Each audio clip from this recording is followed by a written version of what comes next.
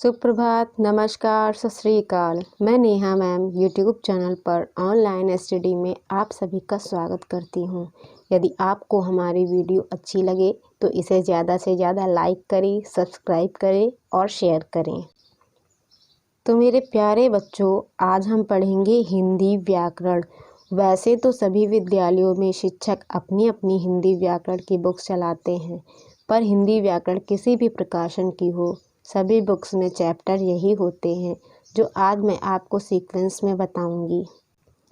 तो मेरे प्यारे बच्चों, आइए चलते हैं हम अपने हिंदी व्याकरण के फर्स्ट चैप्टर की ओर। जी हाँ, फर्स्ट चैप्टर की ओर चलते हैं। आपके हिंदी व्याकरण का फर्स्ट चैप्टर भाषा, व्याकरण, लिपि और हिंदी है। तो पहले हम ये जानेंगे मेरे प्यारे बच्चों कि भाषा किसे कहते हैं, भाषा क्या होती है। मेरे प्यारे बच्चों, आप सभी जानते हैं कि मनुष्य सभी प्राणियों में श्रेष्ठ है। क्यों है? क्योंकि वह अपने मन के भावों तथा विचारों को दूसरों के सामने रखता है तथा दूसरों के भावों और विचारों को सुनकर समझ सकता है। अपने भावों और विचारों को प्रकट करने के लिए तथा दूसरों के भावों और विचारों को समझने के लिए हमारे पास कई तरीके होते हैं। एक गूंगा व्यक्ति भी संकेतों के आधार पर अस्पष्ट ध्वनियों से अपने विचारों तथा भावों को प्रकट करने की कोशिश करता है। मेरे प्यारे बच्चों, साधारणतया देखा जाए तो आपके बहुत से फ्रेंड्स होंगे जिनसे आप बातचीत करते होंगे। वो भी आपसे अपने विचार, अपनी बातों को बताते होंगे। आपके माता पिता, भाई बहन भी आपस में बातें करते हैं। हम और आप भी एक दूसरे की बातों को सुनते हैं तथा अपनी बातें बोलते हैं। यही भाषा होती है। जी हाँ, यही भाषा होती है जो हम आपस में बातचीत करते हैं, एक दूसरे की बातों को समझते हैं। तो आइए फिर से देखते हैं कि भाषा क्या है। भाषा वह साधन है जिसके द्वारा हम अपने भावों एवं विचारों को बोलकर, लिखकर प्रकट करते हैं तथा दूसरों के विचारों को पढ़कर एवं सुनकर ग्रहण करते हैं। दूसरे शब्दों में देखा जाए तो अर्थात भाषा वह साधन है जिसके द्वारा मनुष्य बोलकर या लिखकर अपने भावों तथा विचारों का आदान प्रदान करता है। मेरे प्यारे बच्चों, भाषा के दो रूप होते हैं। पहला है आपका बोलकर यानी मौखिक भाषा, दूसरा है आपका लिखकर यानी लिखित भाषा।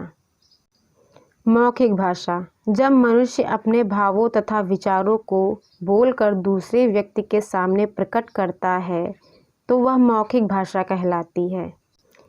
लिखित भाषा, जब मनुष्य अपने भावों तथा विचारों को लिखित रूप से स्पष्ट करता है अर्थात लिख कर बताता है तो वह लिखित भाषा कहलाती है। मेरे प्यारे बच्चों, संसार में कई भाषाएं प्रचलित हैं जैसे हिंदी, अंग्रेजी, जर्मन, चीनी, रूसी, फ्रेंच, उर्दू, अरबी आदि। आशा करते हैं कि आपको भाषा के बारे में समझ में आ गया होगा कि भाषा किसे कहते हैं। नेक्स्ट है आपका व्याकरण। मेरे प्यारे बच्चों, अभी हम भाषा की बात कर रहे थे, अब हम व्याकरण की बात करेंगे कि व्याकरण क्या होता है, व्याकरण किसे कहते हैं। मेरे प्यारे बच्चों, हर कार्य को करने का अपना एक नियम होता है। उसी प्रकार हम जो आपस में बातचीत करते हैं उसका भी अपना एक नियम होता है। बोलने या लिखने में भाषा का शुद्ध होना आवश्यक है। यदि भाषा अशुद्ध होगी तो उसका ठीक प्रकार से अर्थ समझने में कठिनाई होगी। भाषा का रूप भी स्थिर न रह सकेगा और हमें समझने में कठिनाई होगी। मेरे प्यारे बच्चों, व्याकरण हमें सही रूप से बोलना, लिखना और समझना सिखाता है। आइए चलते हैं व्याकरण की परिभाषा की ओर। किसी भी भाषा के प्रयोग की नियमावली को व्याकरण कहते हैं। अब जैसे यहाँ पर दिया गया है कि राम पढ़ती है, तो राम पढ़ती है एक अशुद्ध वाक्य है। अब राम पढ़ती है अशुद्ध वाक्य है, क्यों है? क्योंकि इसमें कर्ता पुल्लिंग है और इसके अनुरूप क्रिया पढ़ता है होना चाहिए। यहाँ क्रिया पुल्लिंग न होने के कारण यह वाक्य अशुद्ध है। उसी प्रकार नीचे दिया हुआ है राम पढ़ता है, यह शुद्ध वाक्य है। क्यों शुद्ध वाक्य है? क्योंकि इसमें कर्ता पुल्लिंग है और उसी के अनुसार क्रिया का प्रयोग किया गया है। मेरे प्यारे बच्चों, कहने का तात्पर्य ये है कि व्याकरण भाषा के शुद्ध और अशुद्ध रूप का बोध कराता है। मेरे प्यारे बच्चों, अभी हमने पढ़ा कि व्याकरण किसे कहते हैं। चलिए फिर से मैं आपको बताती हूँ। व्याकरण वह शास्त्र है जिसके द्वारा भाषा के नियमों को जानकर शुद्ध बोलना एवं लिखना सीखते हैं, वही व्याकरण है। मेरे प्यारे बच्चों, अभी तक हम पढ़ रहे थे कि व्याकरण किसे कहते हैं। अब हम ये पढ़ेंगे कि व्याकरण को कितने भागों में बांटा गया है। व्याकरण को 3 भागों में बांटा गया है। मेरे प्यारे बच्चों, व्याकरण को 3 भागों में बांटा गया है। पहला है आपका वर्ण विचार, फोनोलॉजी। दूसरा है आपका शब्द विचार, मॉर्फोलॉजी। और तीसरा है आपका वाक्य विचार यानी सिंटैक्स। मेरे प्यारे बच्चों, वर्ण विचार के अंतर्गत वर्णमाला, वर्णों के भेद, उनके उच्चारण तथा संयोग की रीति आदि पर विचार किया गया है। फिर है आपका शब्द विचार।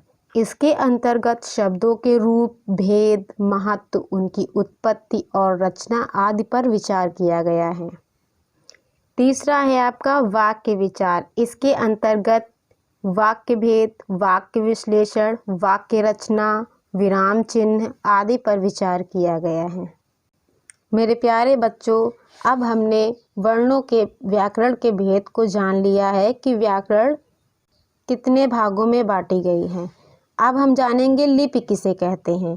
ध्वनियों को लिखित रूप से प्रकट करने के लिए जिन निश्चित चिन्हों का प्रयोग किया जाता है उसे लिपि कहते हैं।